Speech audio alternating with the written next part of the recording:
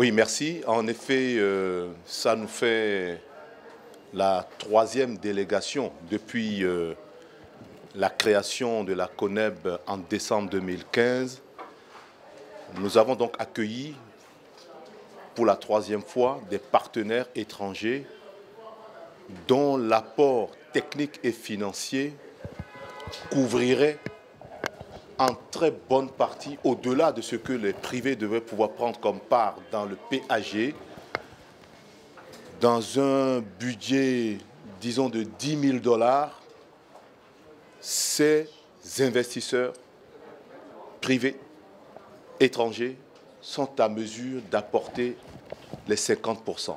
Et je suis heureux qu'aujourd'hui, ça soit autour des Chinois, qui sont venus en grande majorité par le fait de la CONEB au Bénin, s'enquérir des opportunités du PAG, s'assurer sur le plan juridique de la sécurité de leur investissement et ensuite voir et savoir si nous autres privés béninois, nationaux, nous avons le niveau requis pour assurer le relais de leur investissement. On a réussi à échanger avec eux et voir les domaines dans lesquels ils peuvent intervenir et s'assurer également que nous aussi, nous sommes capables de porter ces projets. Donc voilà, mes chers amis, ce que je peux vous dire sur l'arrivée des Chinois au Bénin. Ils ont rencontré un certain nombre d'autorités, c'est vrai.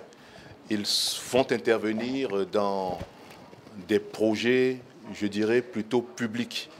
Mais la CONEB est également là, dans la maîtrise de la fameuse loi PPP, pour encadrer et accompagner ces investissements lorsqu'il s'agit des investissements d'ordre général.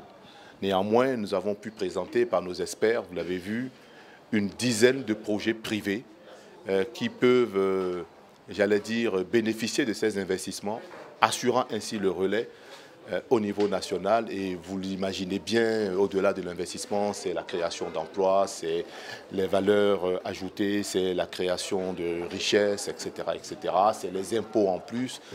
Il faut bien l'avouer, dans des conditions moroses dans lesquelles nous sommes aujourd'hui, la CONEB joue sa partition et de façon très concrète, après les Japonais, c'est maintenant les Chinois. La retombée immédiate, c'est que dans le travail que nous avons mis en place par rapport à la Chine, vous comprenez, la CONEB a misé sur deux pays. Le Nigeria, du fait de sa grandeur et de sa proximité, et la Chine, pareil, pour sa grandeur et son très haut niveau de développement.